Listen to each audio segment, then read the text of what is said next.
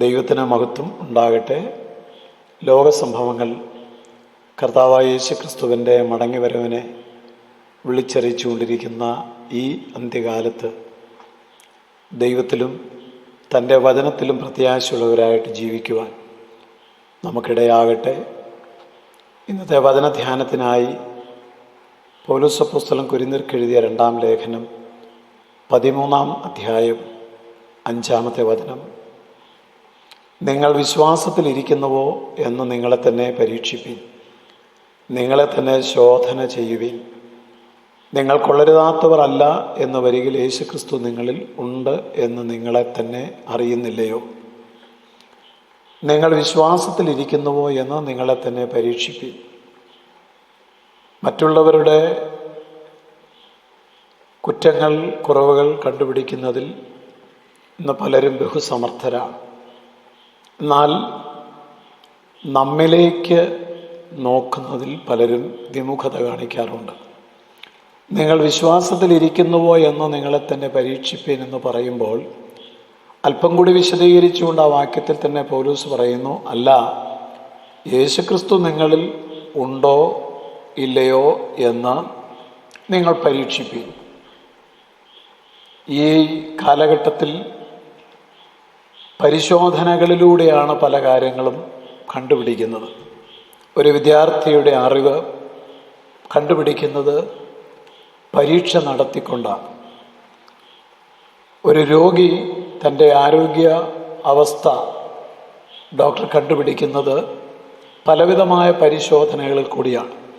ചിലപ്പോൾ ബ്ലഡ് പരിശോധിച്ചാൽ മാത്രം മതിയാകും, മറ്റു ചിലപ്പോൾ സ്കാനിങ്ങിൻ്റെ ആവശ്യം വന്നേക്കാം.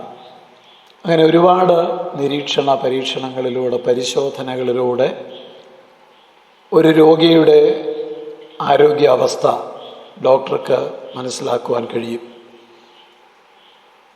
എന്നാൽ ഏറ്റവും കുറച്ച് പരിശോധിക്കപ്പെടുന്ന ഒന്നാണ് മനുഷ്യൻ്റെ ആത്മീയ ജീവിതം. നാം ഒരുപക്ഷെ സഭയിൽ പോകുന്നുണ്ടായിരിക്കാം, ബൈബിൾ വായിക്കുന്നുണ്ടാവാം, പ്രാർത്ഥിക്കുന്നുമുണ്ടാകാം.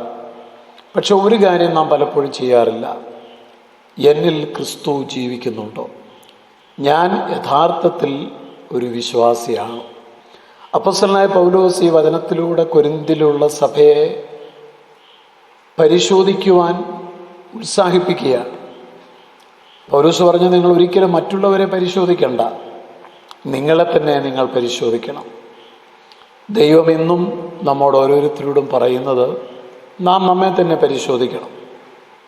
നമ്മുടെ വിശ്വാസം ജീവനുള്ള വിശ്വാസമാണോ? നമ്മുടെ ആരാധന ആത്മാവിലും സത്യത്തിലുമുള്ള ആരാധനയാണോ?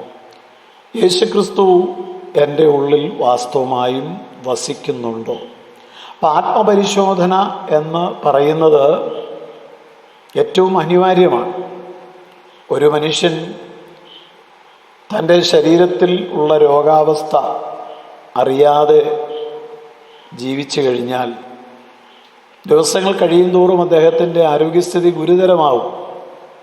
എന്നാൽ കൃത്യസമയത്ത് പരിശോധനകൾ നടത്തി രോഗം കണ്ടുപിടിച്ചാൽ അദ്ദേഹത്തിന് മരണത്തിൽ നിന്ന് രക്ഷപ്പെടുവാൻ സാധിക്കും. അതുപോലെ ആത്മീക രോഗവും കൃത്യസമയത്ത് പരിശോധിക്കാതെ വന്നാൽ ആത്മാവ് അത് ക്ഷയിച്ച് നശിച്ച് പോകും എന്നുള്ളത് മനസ്സിലാക്കണം. അതുകൊണ്ട് ആത്മപരിശോധന എന്ന് പറഞ്ഞാൽ, എൻ്റെ ജീവിതത്തിൽ ദൈവഭയമുണ്ടോ? ഞാൻ പരസ്യമായിട്ട് മറ്റുള്ളവരുടെ മുമ്പിൽ ഒരു ഭക്തനായിട്ട് ജീവിക്കുന്നു, എന്നാൽ രഹസ്യഭാവങ്ങൾ എൻ്റെ അകത്ത് വസിക്കുന്നുണ്ടോ? ഞാൻ മനുഷ്യരെയാണോ ദൈവത്തെയാണോ സന്തോഷിപ്പിക്കുന്നത്? എൻ്റെ വിശ്വാസം വെറും അഭിനയമാണോ, അതോ ആ വിശ്വാസം എൻ്റെ ജീവിതത്തിൽ അനുഭവമായിട്ട് യാഥാർത്ഥ്യമായിട്ട് തീരുന്നുണ്ടോ? അതുകൊണ്ടാണ് ദാവീദ് ഇങ്ങനെ പ്രാർത്ഥിച്ചത്, ദൈവമേ എന്നെ ശോധന ചെയ്യണമേ, എൻ്റെ ഹൃദയത്തെ നീ പരിശോധിക്കണമേ. ആത്മപരിശോധന നടത്തുന്ന ഒരു വ്യക്തി അഹങ്കാരത്തിൽ ഒരിക്കലും ജീവിക്കില്ല. അവനെപ്പോഴും മാനസാന്തരപ്പെടുവാൻ തയ്യാറാകും. ഓരോ പരിശോധന കഴിയുമ്പോഴും അവൻ്റെ ഹൃദയം വ്യസനിക്കുകയും അവൻ്റെ അന്തരംഗത്തിൽ കുത്തുകൊള്ളുകയും ചെയ്യും.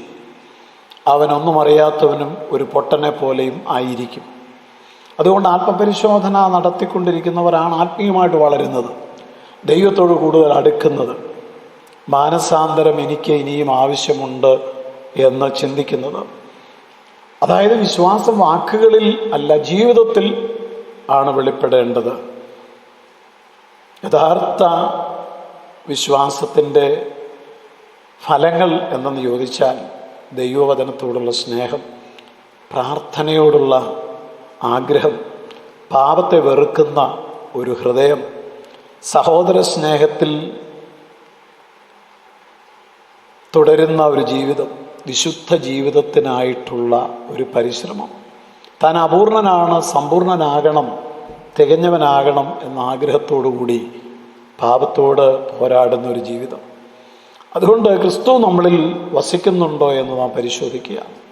ഒരു സഭയിൽ അംഗത്വമെടുത്തത് കൊണ്ട് മാത്രം, സ്നാനമെടുത്തത് കൊണ്ട് മാത്രം, കർത്താവിൻ്റെ ശുശ്രൂഷ ചെയ്തതുകൊണ്ട് മാത്രം കാര്യമില്ല.